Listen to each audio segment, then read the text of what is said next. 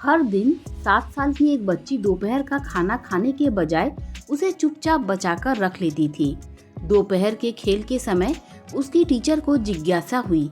वे उसके पीछे चली और स्कूल के पीछे उन्होंने जो देखा उसने उन्हें तुरंत आपातकालीन कॉल करने पर मजबूर कर दिया। लगातार 2 हफ्तों तक मैडम कविता कक्षा 2C की क्लास टीचर यह देख रही थी कि अनन्या 7 साल की बच्ची कभी भी लंच नहीं खाती। वह खाना चुपके से समेटकर गुलाबी प्लास्टिक के डिब्बे में रख देती। सरकारी स्कूल का खाना वैसे ही कम होता है, फिर भी वह बच्ची रोज भूखी रहती। चेहरा पीला, आंखों के नीचे काले घेरे। एक बार पूछने पर अनन्या बस धीमे से बोली, मैं दोस्त के लिए बचा रही हूँ। कौन सा दोस्त? यह सुनते ही अनन्या ने सिर झुका लिया, कुछ नहीं बोली। अनन्या बहुत आज्ञाकारी बच्ची थी, झूठ कम ही बोलती थी। उसकी यह चुप्पी मैडम कविता को बेचैन कर गई। उसी शाम खेल के समय उन्होंने देखा कि अनन्या टिफिन पकड़े स्कूल के पिछले गेट से तेजी से बाहर निकली। मैडम कविता दूर से उसके पीछे पीछे चल पड़ी। शाम की ठंडी हवा चल रही थी। स्कूल का पिछला आंगन सुनसान था। अनन्या एक पतली सी पगडंडी से मुड़ी जो पुराने स्टोर रूम की तरफ जाती थी।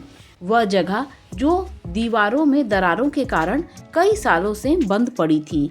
मैडम कविता ठिठक गई जब उन्होंने देखा कि अनन्या घुटनों के बल बैठकर लकड़ी के एक बक्से पर पड़ी फटी त्रिपॉल को धीरे से हटाती है और बहुत हल्की आवाज में कहती है, भैया उठो, खाना लेकर आई हूँ। अंदर से एक दुबला पतला सांवला हाथ बाहर निकला। फिर एक लड़का करीब 10-11 साल का, फटे कपड़े, शरीर पर नीले काले निशान, धीरे धीरे उठकर बैठ गया। उसकी आंखों में डर था, जैसे कोई छोटा जानवर कोने में सिमट गया हो। मैडम कविता सन्न रह गई। अनन्या ने टिफिन उसकी ओर बढ़ाया। जल्दी खा लो भैया, कहीं किसी ने देख लिया तो। लड़का कांपते हाथों से चावल के दाने उठाने लगा। ऐसे खा रहा था जैसे कई दिनों से भूखा हो। तभी अनन्या ने जो कहा उससे मैडम कविता की रीढ़ में सिहरन दौड़ उठी। अगर वे लोग तुम्हें ढूंढ लेंगे तो फिर से मारेंगे। मैडम कविता की सांस अटक गई। लड़के की बाह पर लंबे लंबे कोड़ों के ताजे निशान थे, जिनसे अब भी खून रिस रहा था। वे तुरंत आगे बढ़ी। दोनों बच्चे घबरा गए। अनन्या फुट फुट कर रोने लगी। मैडम प्लीज किसी को मत बताना, भैया घर से भाग आया है, पापा उसे बहुत मारते हैं, मर ही जाएगा। मैडम कविता घुटनों के बल बैठकर लड़के की ओर देखती है। तुम्हारा नाम क्या है?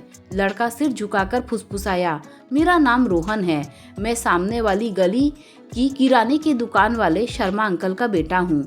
मैडम कविता स्तब्ध रह गई। शर्मा जी, जिन्हें पूरा मोहल्ला सीधा साधा, हंसमुख और बच्चों से प्यार करने वाला मानता था, लेकिन उन नीले काले निशानों और लड़के की बुझी सी आंखों को देखकर मैडम कविता समझ गई कि उस घर के अंदर कुछ बहुत भयावह हुआ है। उन्होंने बिना देर किए खड़े होकर मोबाइल निकाला और कॉल किया। हेलो, चाइल्ड लाइन 1098, मुझे तुरंत मदद चाहिए। ठंडी शाम में चाइल्ड लाइन की 1098 की गाड़ी स्कूल के पीछे रुकी। लाल नीली लाइटें चमकी तो अनन्या डर कर रोहन से चिपक गई। भैया वो आ गए। उसकी आवाज कांप रही थी। रोहन ने फटी हुई कमीज से अपनी बाह छुपाने की कोशिश की, जैसे सच छुपाया जा सकता हो। मैडम कविता ने दोनों को अपने पीछे किया। डरो मत, आज कोई तुम्हें हाथ नहीं लगाएगा। उनके शब्दों में ऐसा भरोसा था कि अनन्या की सिसकियां थम गई, पर रोहन की आंखें अब भी भागने का रास्ता ढूंढ रही थी। 2 सामाजिक कार्यकर्ता उतरे।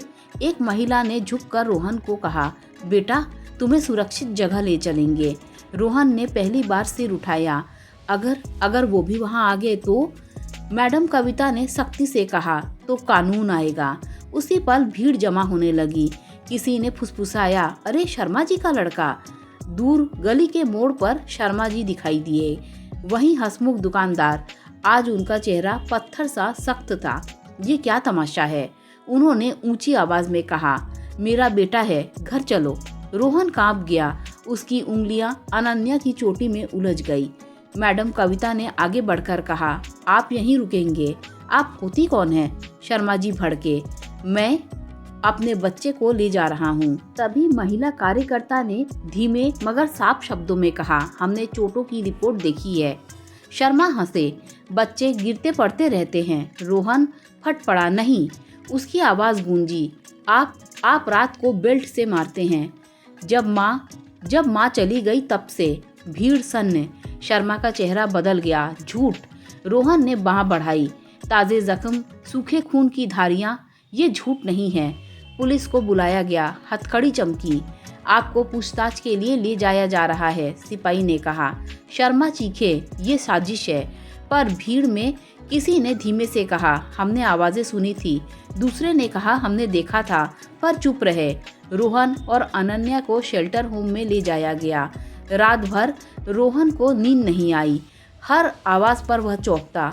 सुबह काउंसलर ने पूछा, तुम्हें सबसे ज्यादा किस बात का डर है? रोहन ने कहा कि कोई फिर से कहे घर चलो। दिन बीते, जांच आगे बढ़ी। पड़ोसियों के बयान आए। दुकान की सीसीटीवी में देर रात बंद शटर के पीछे हलचल दिखी। कोर्ट में शर्मा खड़े थे। पहली बार झुकी नजरें। जज ने कहा, बच्चे पर हिंसा अपराध है। सजा सुनाई गई। फैसले के बाद रोहन रोया नहीं, वह चुपचाप बाहर आया। अनन्या ने उसका हाथ थामा। अब तुम मेरे दोस्त रहोगे? रोहन ने पहली बार मुस्कुराने की कोशिश की। हाँ। कुछ महीनों बाद रोहन एक फॉस्टर परिवार में था, जहाँ आवाजें ऊंची नहीं होती, हाथ नहीं उठते थे। अनन्या स्कूल में फिर से खाना खाने लगी, पर कभी कभी टिफिन में एक अतिरिक्त रोटी रख लेती। मैडम कविता ने पूछा, किसके लिए? अनन्या बोली, अपने लिए और कभी कभी किसी के लिए जो भूखा हो। समारोह के दिन रोहन मंच पर खड़ा था। उसने कहा, अगर उस दिन कोई पीछे न चलता तो शायद मैं आज यहाँ ना होता। मैडम कविता की आंखें भर आई। भीड़ में एक सन्नाटा था, फिर तालियां। कहानी यहीं नहीं रुकती। यह हर उस दरवाजे पर दस्तक देती है जहाँ चुप्पी रहती है। सबक सरल था, अच्छाई कभी अकेली नहीं होती और चुप्पी सबसे बड़ी हिंसा बन सकती है। जब एक बच्ची ने अपना खाना बचाया, उसने एक जिंदगी बचा ली। दोस्तों, अगर इस कहानी ने आपके दिल को छुआ हो तो लाइक, शेयर, सब्सक्राइब कीजिए। Thanks for watching this video.